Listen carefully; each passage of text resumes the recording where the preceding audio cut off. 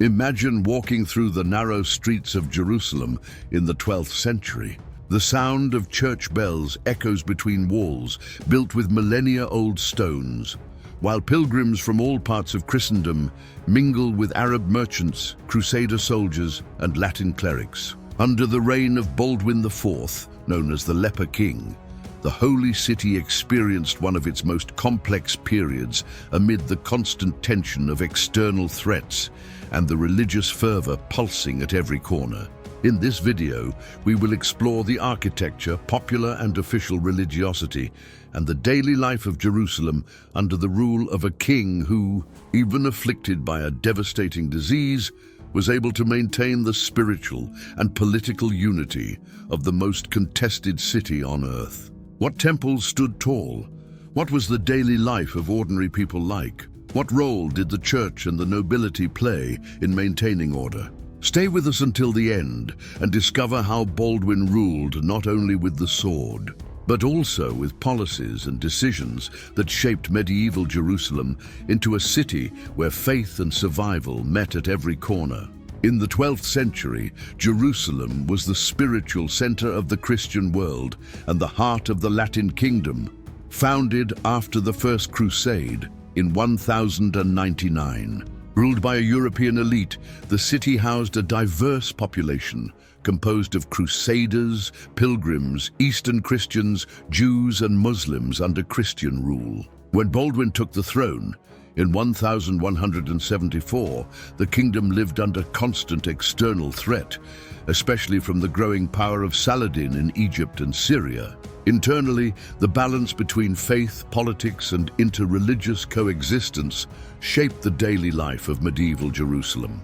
During Baldwin's reign, Jerusalem remained an impressively active city, not only in its spiritual role, but also as an administrative and military center. Though marked by leprosy, the young king did not neglect the civil life of his capital. With the support of the nobility and the church, Baldwin preserved and encouraged the architectural and religious features inherited from the early decades of the Crusader kingdom. The city's architecture reflected Latin power over an ancestral land. The Church of the Holy Sepulchre, restored and enlarged after the conquest of 1099, remained the pinnacle of Christian Jerusalem. Baldwin, though more involved in political and military matters, ensured its maintenance and the constant flow of pilgrims. The Latin Patriarchate of Jerusalem wielded enormous influence, and its resources also enabled the preservation of other sacred buildings, such as the complex of the Abbey of St. Mary of the Valley of Jehoshaphat, linked to the Benedictine nuns. Beyond the religious buildings, defensive structures were strengthened. Although no major works are directly attributed to Baldwin, it is agreed that he supported reforms in walls and fortresses, especially around the city, as a precaution against Saladin's attacks. The daily coexistence with the fear of war made architecture and urban planning marked by utility and symbolism. Towers, chapels, and palaces coexisted in tight spaces, yet deeply imbued with spiritual meaning. With regard to religion, Jerusalem was teeming with devotional practices. Latin clergy, Benedictine monks, Templars, Hospitallers, and Eastern communities, Armenians, Syrians, and Greek Orthodox coexisted in a complex web that was not always peaceful. The Church's influence was total. It mediated disputes, conducted public ceremonies, and controlled the ecclesiastical courts. Baldwin, educated by William of Tyre, a cultured and diplomatic archbishop, maintained a respectful and strategic relationship with the clergy. Even though he suffered from leprosy, the young king made a point of participating in public religious ceremonies, reinforcing his image as a pious monarch. During Holy Week, the city took on an air of intense commotion. Processions wound their way through the streets, passing by sacred sites of the Passion of Christ, with special emphasis on the Holy Sepulchre. Pilgrims from Europe faced long and dangerous journeys to the Holy Land, many hoping to obtain indulgences or miraculous cures. The constant presence of these outsiders fueled local commerce and created tensions with the remaining Muslim population, who lived under dhimmi status, subject to protection and taxes, but deprived of certain rights.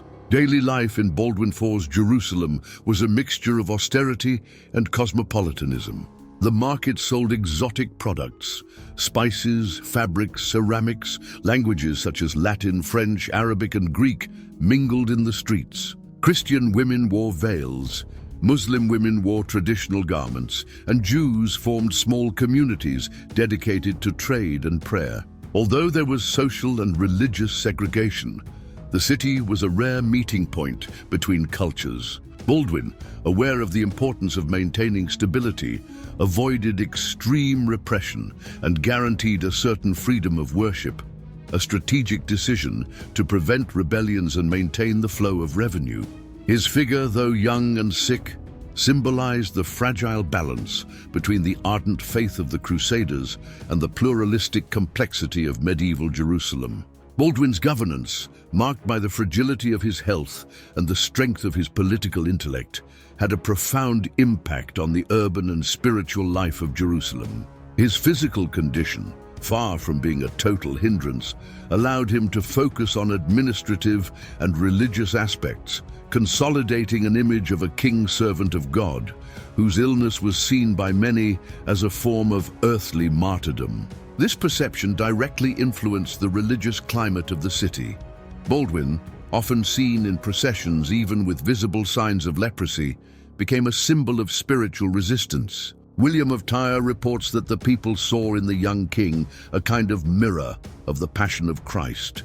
For, like the Savior, he suffered in his body for a greater good, the protection of the holy city. This symbolic element united the population in difficult times and created a mystical aura around the monarchy, reinforcing the divine legitimacy of the Crusader government. However, daily life was not always harmonious. Coexistence between Latin and Eastern communities was not always peaceful. The Latin clerics held privileges and did not hesitate to impose them, at times at the expense of ancient Byzantine or Armenian customs. Baldwin's administration sought to ease such tensions through occasional concessions, such as the limited recognition of religious courts for non-Latin communities. Still, tensions persisted, especially during periods of intense influx of pilgrims, when overcrowding and inflation caused discontent. Commerce, in turn, was one of the engines of cultural integration. The city received merchants from Genoa, Venice, and Pisa, who brought textiles, wines, and weaponry, and departed laden with spices, relics, and religious objects. Baldwin understood the economic role of foreigners and maintained diplomatic agreements with Italian cities, ensuring customs privileges in exchange for naval or financial support. On the spiritual level, Baldwin's Jerusalem was a mosaic of devotions. In addition to the major public rituals, there were domestic devotional practices, confraternities, and small prayer circles, many influenced by Western medieval spirituality, such as devotion to the Virgin Mary or to the martyr saints of the Crusades. The hospitals maintained by the Hospitaller Knights offered not only medical treatment, but also spiritual assistance, especially for sick and dying pilgrims, to whom the last sacraments were administered. Baldwin's leprosy also left deeper marks on the city's imagination. Leprous patients, once marginalized, came to be seen in a different light. Institutions dedicated to the care of lepers were expanded, such as the famous Hospital of St. Lazarus, maintained by the Lazarist Knights. The city began to host, with a mix of compassion and fear, more of these patients, although they were kept for precaution in remote areas or with restricted access. It is worth noting that Jerusalem under Baldwin was also the stage for spiritual and political dilemmas. The king knew he would not live long, and thus spent part of his reign trying to secure stable successors and lasting alliances. Every noble dispute in Jerusalem had not only political, but also religious consequences. The city was a symbol of faith, and its instability resonated throughout Christendom. Even ill, Baldwin showed himself lucid, alert, and deeply committed to the survival of Jerusalem as the spiritual capital of the West. Under his reign, the city experienced a kind of mystical truce where faith, architecture, and politics intertwined in a fragile yet remarkable balance. The history of Jerusalem under Baldwin's reign reveals a lesser-known side of the Crusades, that of daily persistence, sensitive administration, and care for a city that was both a divine symbol and a concrete space of human coexistence. While armies prepared for battle and threats came from all directions, Baldwin ruled with an eye not only on the battlefield, but also on the altars, the markets, the streets, and the sick. His legacy goes beyond military victories. He preserved the sacredness and functionality of Jerusalem even as his health failed him, and in doing so, he left to history the image of a king who, though wounded, remained a steadfast symbol of the very city he ruled. If you enjoyed this dive into medieval Jerusalem under Baldwin, like the video, share it with other history lovers, and subscribe to the channel so you don't miss the next episodes. Comment below. What impressed you the most about life in the Holy City during this unique reign? Until the next journey into the past.